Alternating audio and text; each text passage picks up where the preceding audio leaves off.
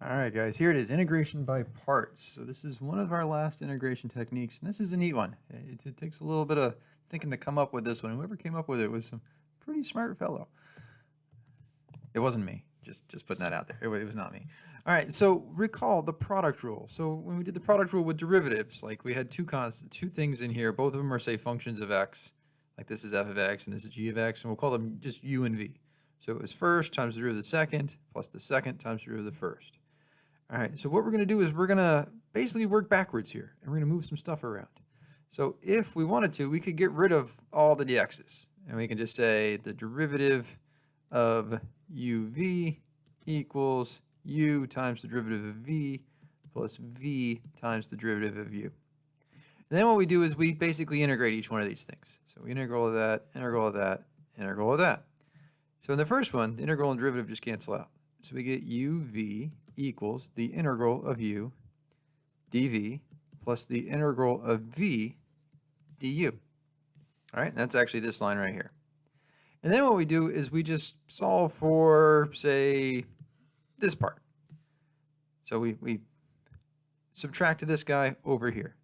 So we get, I'm going to write this integral first though. The integral of u dv, trying to make sure my v's and u's don't look alike, equals u times v minus the integral of v du. And that basically is our formula for integration by parts. So the trick is we start with this first integral that has two parts. One of them we say is our u, the other one we say is our dv. Now we need to find du and we need to find v, so we got to be able to take the derivative of the u and we got to be able to take the integral of the v. Don't worry about the plus c's. So no plus c's until the end. All right, so we do need it at the end still. But if we can get u and v and du and dv, then we can write out this guy right here. So it would be u times v minus the integral of v du. And we might be able to just take this integral where we could not take this integral. And that's the trick. So we just kind of move around stuff and we end up with a new integral and some other terms. And hopefully we can take the integral of that new integral. All right, so what we're going to do, the process, and we'll do several of these. So we choose parts of the integral to be u, and we choose part of it to be dv. We take the derivative of u, and that gets us du. And we take the integral of dv, which gets us v. And then we write out this. We say our original integral is equal to u times v minus the integral of v du. Then we take the integral of v to u if we can. We may have to do integration by parts again with this guy. Who knows? All right, and then we put all of our answers together. All right, so here we go. So we got the integral of x times e to the x dx. All right, so there's some strategies here. Try letting dv be the most complicated portion that has a basic integration rule, and u what remains.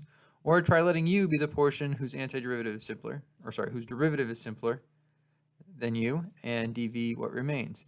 All right, really, this is your trick right here. So if you memorize LIATE, L-I-A-T-E, this is how you choose u. So first off, if you have logs, go with whatever the log is. If you have inverse trig functions like arcsine, arccosine, arctan, arcsecant, go with that second. If you have something that's algebraic like x or x squared or x to the third, that would be your third choice. If you have a trig function like sine or cosine, that would be your fourth choice.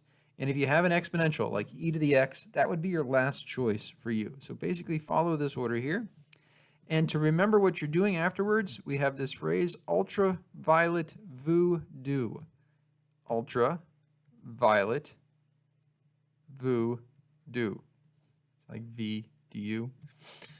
All right, so let's try this. So it says logs. We don't have any logs here. It says inverse trig. I don't see any inverse trig. Algebraic. X is algebraic. So we say u is x, and dv is e to the x dx. We take the dx with it. Now we find du. The derivative of u is just dx, or 1 dx. All right, the integral of v, or dv. So if we integrate this, the integral of e to the x is just e to the x. We don't worry about the plus c's. All right, now it's u times v. So these two go together. I kind of think of it as going like around like that. And so we get x times e to the x. minus the integral of v du. So these guys kind of go over here and they come down to this integral. So we get an e to the x and we get a dx.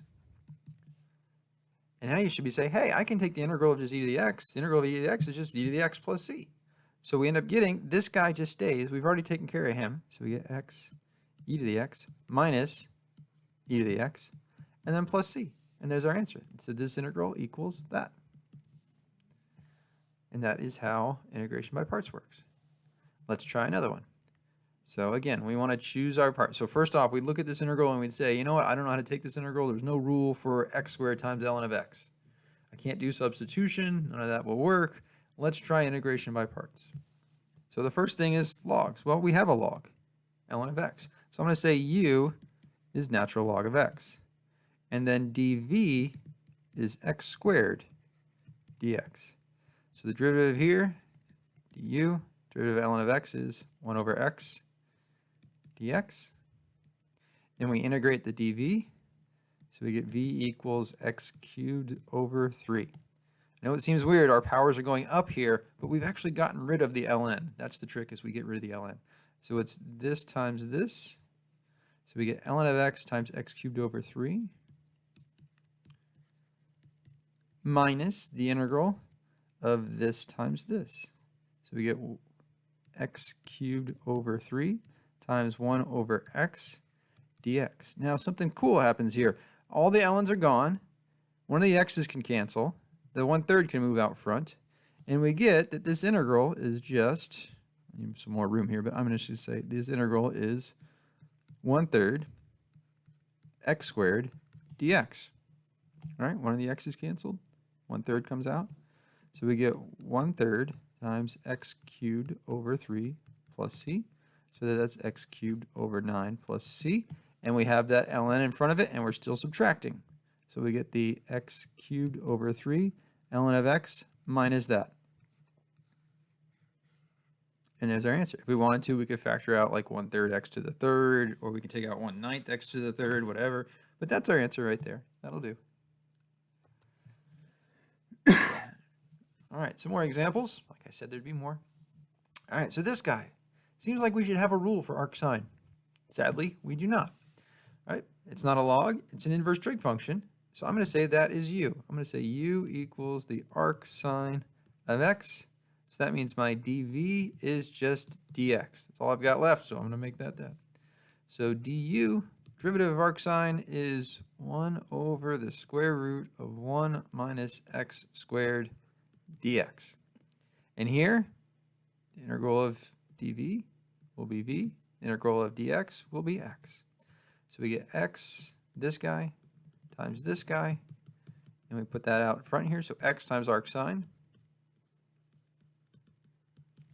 minus the integral of this times this. So we're going to get x over the square root of 1 minus x squared dx. All right, so now that we look at this integral, we should say, okay, we've got x squared and x here. We can just do regular old substitution. So u is 1 minus x squared. Du is negative 2x dx. So we need a negative 2 here. We'll put a negative 1/2 out front. All right, these negatives here are going to cancel. So the minus and minus make it a plus 1/2. So we get 1/2. I'll put the plus there just so we remember. The integral of square root of u on the bottom. So u to the negative 1/2 du. All right, and don't forget, we still have this out here. I usually just put like a little line here to remind myself. All right, and then I keep going here. So this is 1/2 u to the 1 higher power is 1/2 over that new power. Those 1/2s are going to cancel. Go back to x's, and we get the square root of 1 minus x squared, like that. All right, so what we're getting here, and remember, we have bounds. So technically, we should have bounds here too. We could leave them off here because of substitution. All right, but now remember to come back in. So we have x times arc sine of x plus 1/2 the square root of 1 minus x squared. There's our integral. And we're going from 0 to 1. So we plug in 1. So we get 1 arc times the arc sine of 1 plus 1/2. 1 minus 1 is 0. So we get the square root of 0. That's going to go away. Then we've got minus 0 times the arc sine of 0, which is, again, all 0. And then we've got plus 1/2 times the square root of 1 minus 0, so square root of 1. So we're getting arc sine 1 minus 1/2. All right, we're not going to try and figure out what arc sine of 1 is. That's fine. We can just leave it just like that. All right, next up. Actually, I think it's just pi over 2 is when we go back to. So you could write pi over 2 minus 1/2. But if you're not sure, just leave it as arc sine.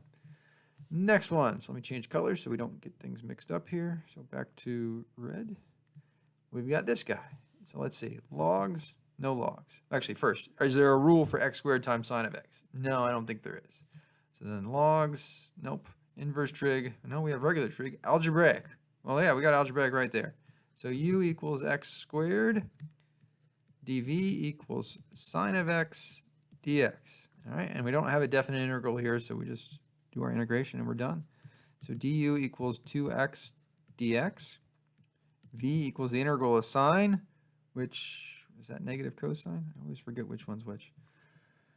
Derivative of cosine is negative sine. Yes, so the integral of sine is negative cosine. All right, so yep, so now it's this times this, and that goes out front. So we get negative x squared cosine of x minus the integral of 2x times negative cosine of x. Probably should put parentheses there, dx. So the negative and the 2 can come out front. So we get negative x squared cosine of x plus 2, the integral x times cosine of x dx. All right, now we should be able to integrate this, but wait a minute. No, we don't have an integration rule for this. All right, but we have basically gone down a power, though. So like we had x squared, now we're just down to x. So we could do it again. So we say u equals x, dv equals cosine of x dx. So then du equals dx, and v equals, integral of cosine is just sine. So we get sine times x. All right, so I'm going to write it all out. So we get negative x squared cosine of x plus 2 times sine times x, so x sine of x, minus the integral of dx times sine. So sine of x dx. And we can integrate sine. It's negative cosine, so this is just going to be negative cosine of x. And then we'll have a plus c at the end here. So these negatives cancel. And we distribute the 2, and we get negative x squared cosine of x plus 2x sine of x plus cosine of x plus c. All right, now I think I've been told that there won't be ones like this on the AP exam where you have to do it twice in a row. But you still could need to know how to do this for when you get to college calculus courses. So just you can do the integration by parts more than once in one problem. It does happen. All right, so there's your integral rules again if you need them. And that is it for integration by parts. So check out the homework here.